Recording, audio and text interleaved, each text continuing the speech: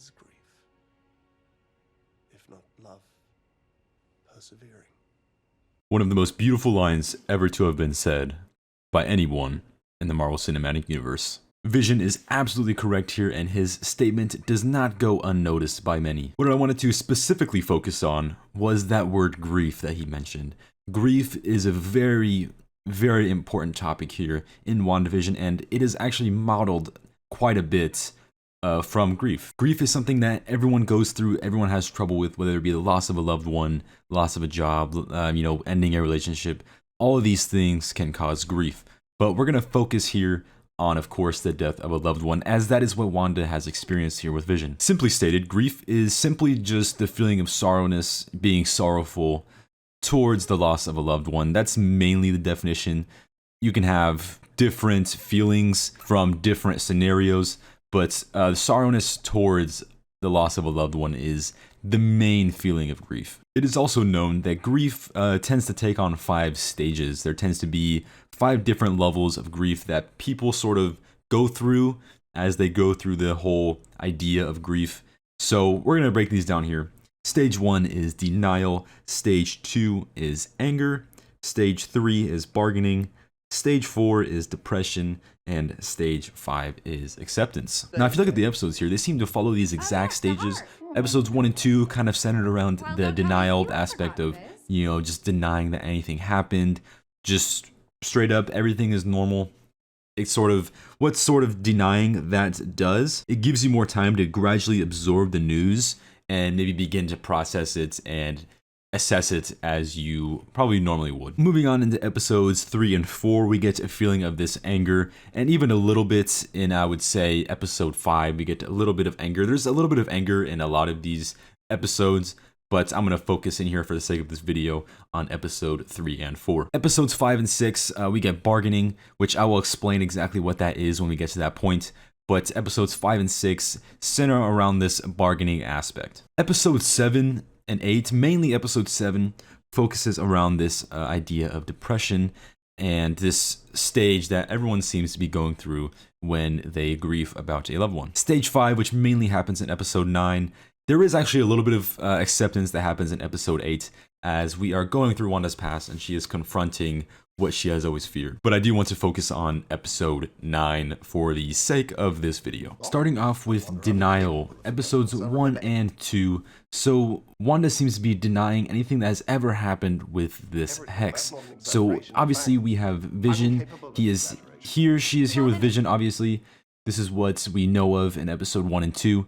So this idea, she's almost just pretending as if nothing happened, everything is good, life is normal. We even step a little bit further into this idea of denial. When Wanda and Vision are sitting on the couch, they go ahead and Wanda goes ahead and creates rings for them. Here she is simply denying the fact that Vision is dead and she wants this life. She really wants to live this life.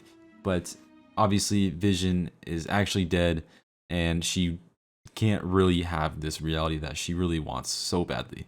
It's almost like she's going further into denial, sort of playing into this idea of playing along with whatever is going on in her mind. So again, episode 1 here focuses on denial. Following up here with episode 2, we get Wanda sort of looking at this red helicopter that flies in, as we know is the drone that Monica flew in. So again, this idea of denial, she sees this, she knows it's something from the outside world, and it's something from the real world popping in. She wants to deny it, shove it away, and act as if nothing has ever happened. And then again here with Wanda in front of the pool with Dottie, Jimmy Woo is trying to get through to Wanda through the radio. She sees what's going on. She doesn't want any part of this real world to break into her fantasy world that she has created.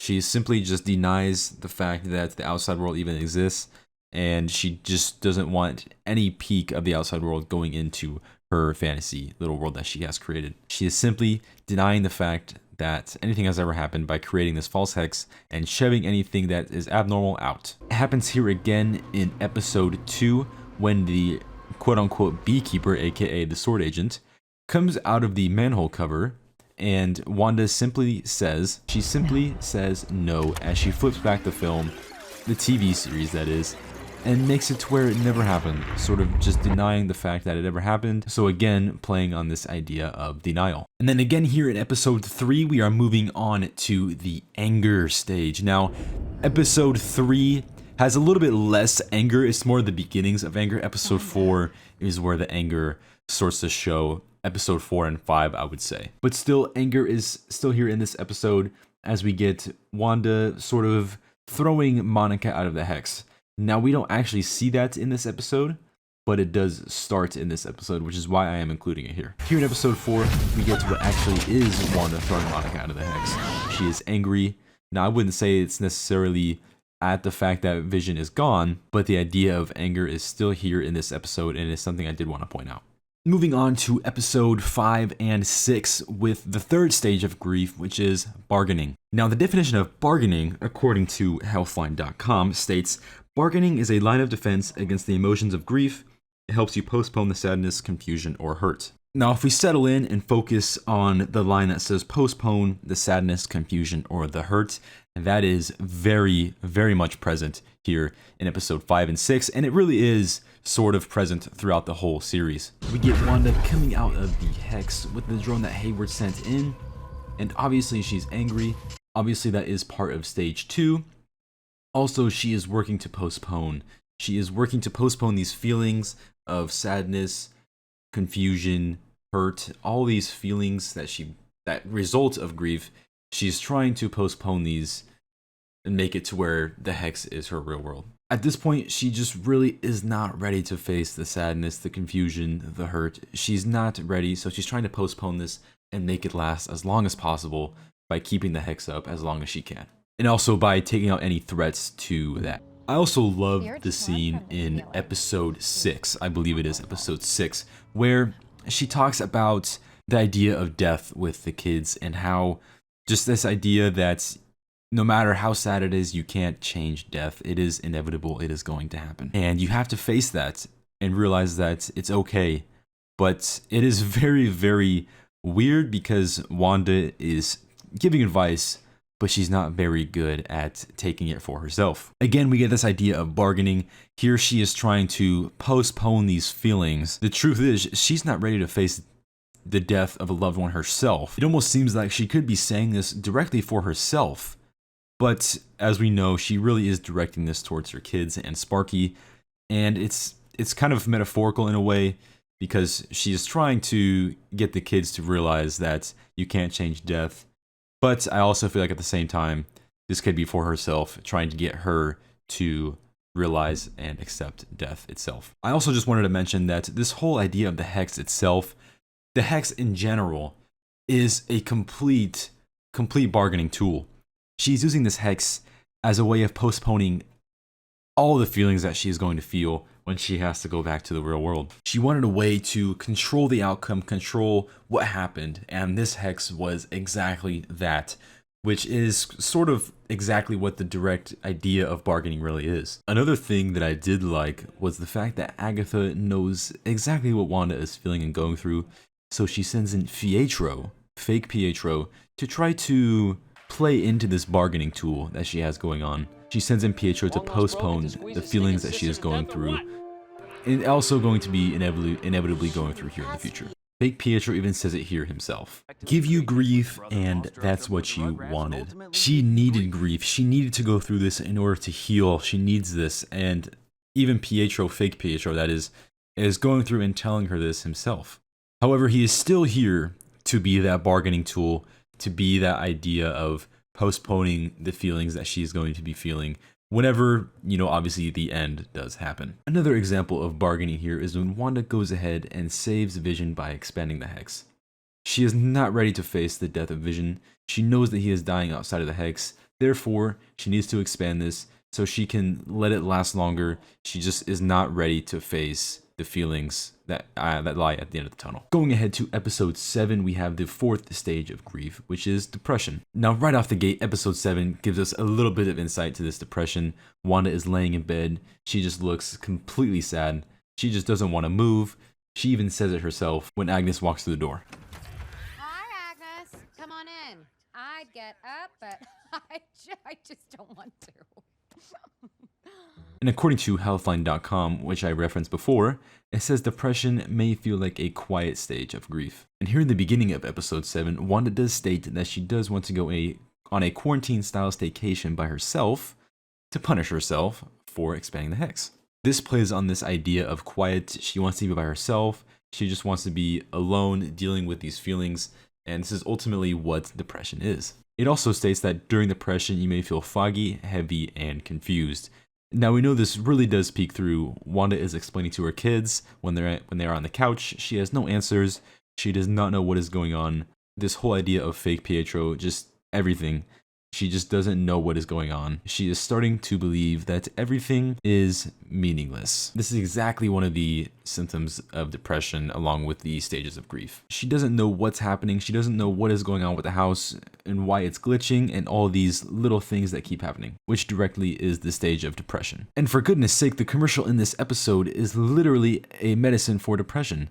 I mean, if it wasn't any more obvious, seriously, I don't know, like, come on. Anyway, it says also that it is a Nexus pill, which I think is just a nod to the Nexus beings, but also just in general, the depression medicine is a nod toward this fourth stage of grief. Then we get Monica talking to Wanda, and they're talking about maybe Wanda already is the villain, even though she was talking about Hayward making her the villain. I think here she is just confused on who she is, which is directly one of the stages of depression. She is confused.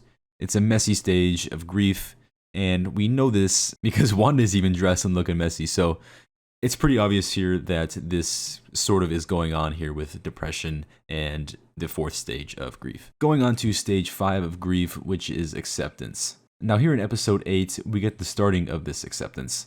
Traveling through Wanda's past is something that is very, very traumatic for anybody to do.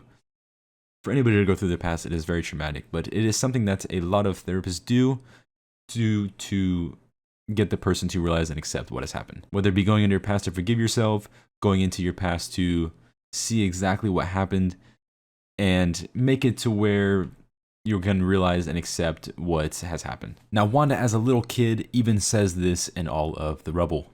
By the end of the episode, you realize it was all a bad dream. It was all a bad dream and none of it was real. Now, I think this is sort of toying with the idea of acceptance. It's more or less, you want it to be a bad dream. You want it to be where none of this is real. But it's sort of on that edge of acceptance. And then I like this point where she looks sort of into the Mind Stone and sees almost like her future self coming down to her. Now, I think this could almost be like a indirect way of accepting herself and who she's going to be. But that is that's a very open-ended, and I'm not really sure. I'm kind of maybe reading into that a little bit more than I should, but it is a way, I think, of acceptance here within this episode. And then obviously we get this beautiful line from Vision. But what is grief, if not love persevering? I believe this was a huge step, at least in that time when, this is obviously taking place after Pietro had died or had just died.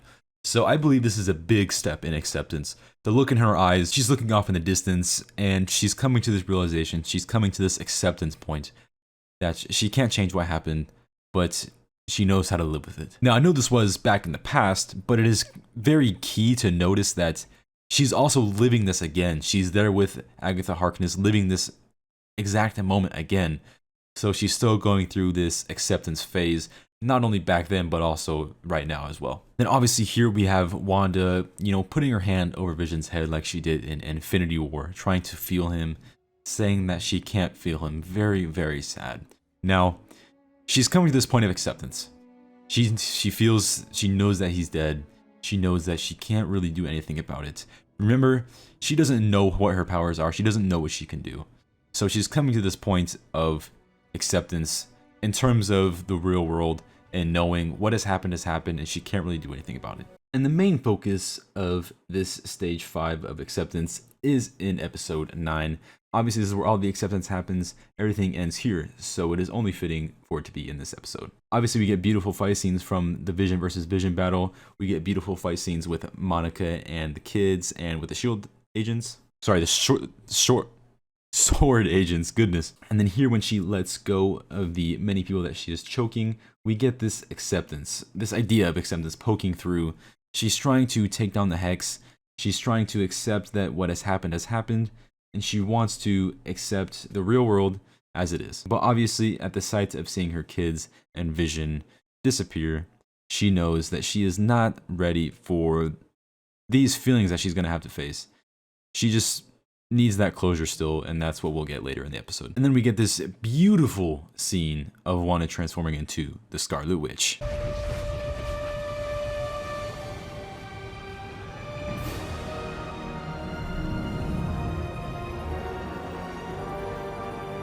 I would say at this moment on, we get Wanda accepting what has happened and is ready to reconcile with her past, her future, and her present. She is saying her final goodbyes to her kids. She is starting to come to the stage of acceptance.